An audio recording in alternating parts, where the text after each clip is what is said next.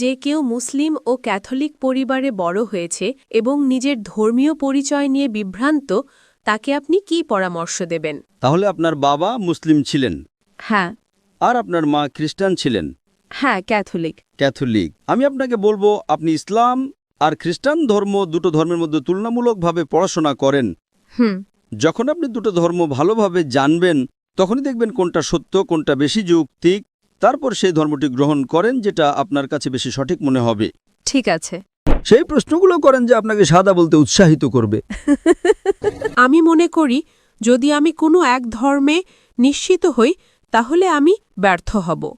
তাহলে বোন, আমার বিশ্লেষণ হলো আপনি ইসলাম বা খ্রিস্টান ধর্ম দুটোর কোনোটাকে আসলে ভালোভাবে জানেন না। ঠিক আছে। কারণ যদি আপনি সত্যিকারই যে কোনো একটাকে ভালোভাবে জানতেন তাহলে নিশ্চয়ই একটাকে গ্রহণ করতেন। ঠিক আছে। ইসলামই একমাত্র অখ্রিস্টান ধর্ম যেখানে যীশুখ্রিস্টে বিশ্বাস রাখা ঈমানের একটি অংশ। এখন যদি আপনি খ্রিস্টান হন আর চার্চের শিক্ষা অনুযায়ী চলেন তাহলে আপনাকে নবী মুহাম্মদ সাল্লাল্লাহু আলাইহি ওয়াসাল্লামে বিশ্বাস করতে হবে না, তাই তো? তাহলে যদি আপনি একজন কট্টর খ্রিস্টান হন আপনি বলবেন মুহাম্মদ সাল্লাল্লাহু আলাইহি ওয়াসাল্লামকে মানার দরকার নেই, তাহলে এতে আপনার মুসলিম বাবার কষ্ট হবে, তাই না? হ্যাঁ।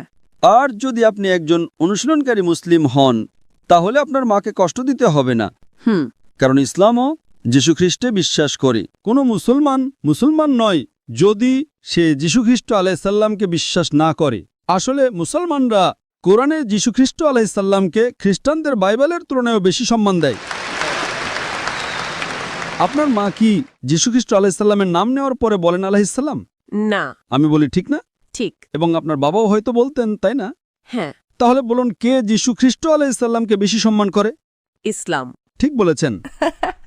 তাই সিদ্ধান্তটা খুব সহজ নাকি আজ? যদি আপনি ইসলামের শিক্ষা অনুসরণ করেন তাহলে বাস্তবে আপনি যীশুখ্রিস্টের সত্যিকারের অনুসারী হচ্ছেন। আর হয়তো আপনার মা প্রথমে অসন্তুষ্ট হতে পারেন কারণ তিনি জানেন না। তখন আপনি বলতে পারেন, মা, আমি একজন ডাক্তার জাকির নায়েকের লেকচারে গেছিলাম, তিনি বললেন, মা, আপনি কি অ্যালকোহল পান করেন? বাইবেল বলে করো না। আপনি কি শূকরের মাংস খান? বাইবেল বলে খেও না।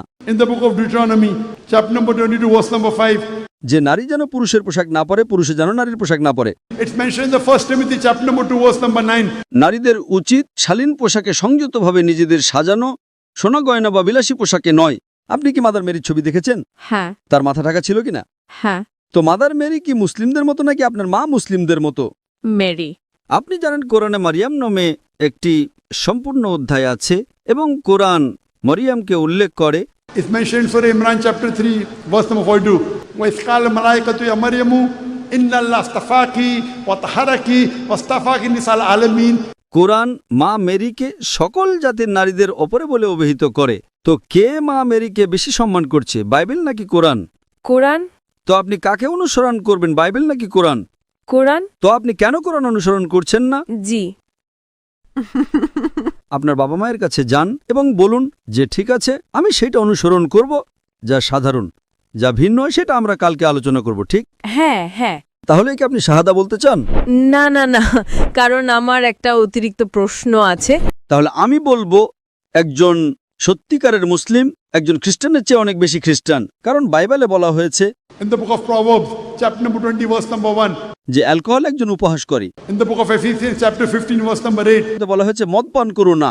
বেশিরভাগ মুসলিম মদ পান করেন না, কিন্তু খ্রিস্টানদের মধ্যে অনেকেই এটা করেন। বাইবেলে উল্লেখ করা হয়েছে যে যীশুখ্রিস্টের অষ্টম দিনে খতনা করা হয়েছিল, কিন্তু খ্রিস্টানদের মধ্যে কেউ সেটা পালন করেন না। অন্যদিকে মুসলিমরা সবাই এটা পালন করেন। It's mentioned in the book of Leviticus, chapter number 11, verse number 7. In the book of Deuteronomy, chapter number 14, verse number 8. In the book of Isaiah, chapter number 60, verse number 2.